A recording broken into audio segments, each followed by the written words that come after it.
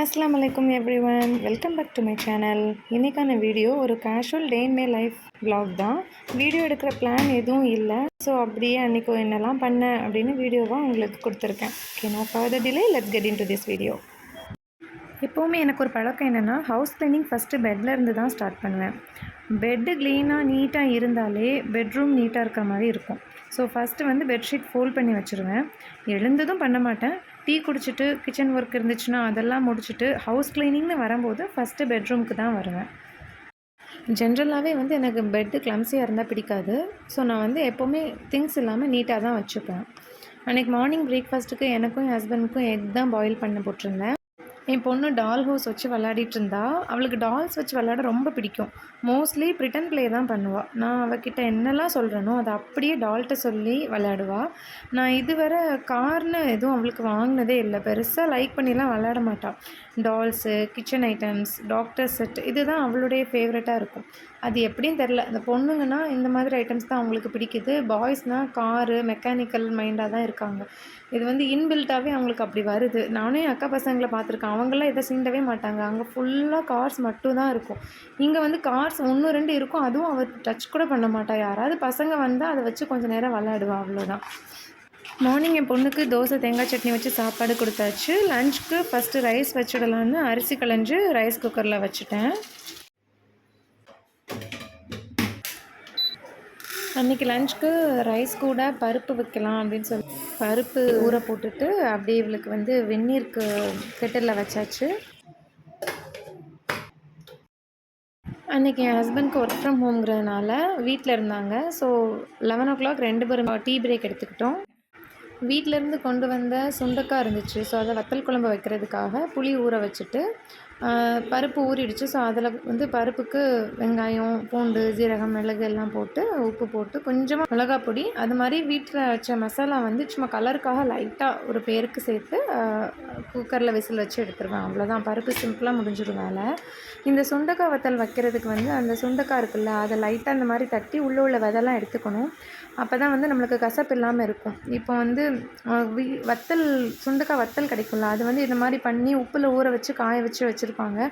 இது பச்சையாக இருக்கிறதுனால இந்த கசப்பு இல்லாமல் இருக்கிறதுக்கு உள்ள விதையை எடுத்துகிட்டு நார்மலாக நம்ம வத்தல் குழம்பு போல் அதே ப்ராசஸில் இதை போட்டு வேக வச்சா நல்லாயிருக்கும் டேஸ்ட்டு. நல்லெண்ணெய் எப்பயும் போல் நல்லெண்ணெய் ஊற்றி சமைச்சு பாருங்கள், ரொம்ப டேஸ்ட் நல்லாயிருக்கும்.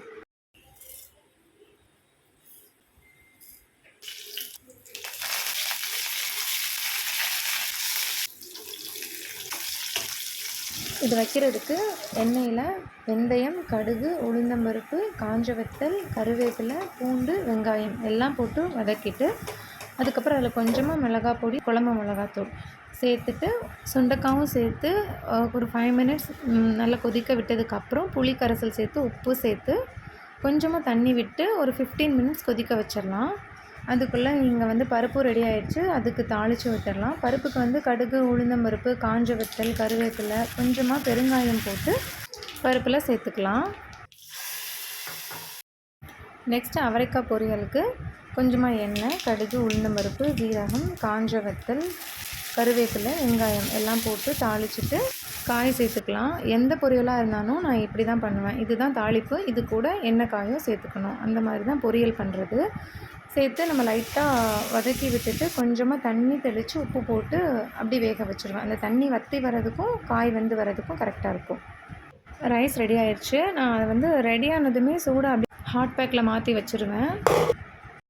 பொரியலும் நல்லா வந்துடுச்சு. இன்னும் ஒரு 2 minutesல ரெடி ஆயிடும். நான் எப்படின்னா குக்கிங் மட்டும் தான் பார்க்குறேன். வேறு எந்த எக்ஸ்ட்ரா ஒர்க்கும் சைடில் பண்ணல அப்படின்னா குக் பண்ணி முடிக்கிறப்பவே க்ளீனிங் ஒர்க்கையும் கம்ப்ளீட் பண்ணிடுவேன். ஸோ தட் கொஞ்சம் ஈஸியாக இருக்கும். தனியாக க்ளீனிங் அப்படின்னு பண்ணுற மாதிரி இருக்காது. எப்போவுமே இரும்பு சட்டியில் நம்ம எது பண்ணாலும் அது உடனே வேறு ஒரு பாத்திரத்தில் மாற்றி வச்சிடணும். அதிலே வைக்கக்கூடாதுன்னு சொல்லுவாங்க. அடுத்து நெக்ஸ்ட்டு எங்கள் வீட்டில் மெனு பார்த்திங்கன்னா உப்புக்கண்டம். இது எங்கள் ஊர் சைடில் ரொம்ப ஃபேமஸ்ஸு. இது நார்மலாக பண்ணுற மாதிரி பண்ணாமல் பொய்யாக்கே எங்கள் அம்மா தந்திருக்காங்க. நான் முடிஞ்சால் இன்னொரு வாட்டி எங்கள் அம்மா பண்ணுறப்போ இதோடைய டீட்டெயில் ரெசிபி வீடியோ உங்களுக்கு ஷேர் பண்ணுறேன். அப்புறம் மதியமே அங்கே நல்லா மழைக்கு இருட்ட ஆரம்பிச்சிருச்சு. கிளைமேட் டக்குன்னு சேஞ்ச் ஆகிடுச்சு. அந்த வெதருக்கு பருப்பு, வத்தக்குழம்பு, உப்புக்கண்டம்லாம் வச்சு சாப்பிட்றதுக்கு அவ்வளோ டேஸ்ட்டாக இருந்துச்சு. நல்லா என்ஜாய் பண்ணி சாப்பிட்டுட்டு சும்மா அப்படியே வேடிக்கை பார்த்துட்டு இருந்தோம் பால்கனிலேருந்து. ஈவினிங் வந்து நல்ல மழையும் ஸ்டார்ட் ஆயிடுச்சு. ஒரு 5 ஓ கிளாக் கிட்ட வந்து இருட்டிருச்சு. அப்படி ஒரு 6:30, 7 மாதிரி இருந்துச்சு பார்க்குறதுக்கு. அந்த வெதருக்கு சூடாக ஒரு இஞ்சி டீ போட்டு பால்கனிலேருந்து மழையை ரசிச்சுட்டே குடிச்சிட்டு அந்த டேயை கம்ப்ளீட் பண்ணியாச்சு. I hope you all like this video. Video பிடிச்சிருந்துச்சுன்னா லைக் அண்ட் சப்ஸ்கிரைப் பண்ணிவிட்டு உங்கள் ஃப்ரெண்ட்ஸ் அண்ட் ஃபேமிலிக்கு ஷேர் பண்ணுங்கள். இதே மாதிரி இன்னொரு இன்ட்ரெஸ்டிங் வீடியோவில் உங்கள் எல்லாரையும் பார்க்குறேன். See you all. Bye. Assalamu alaikum.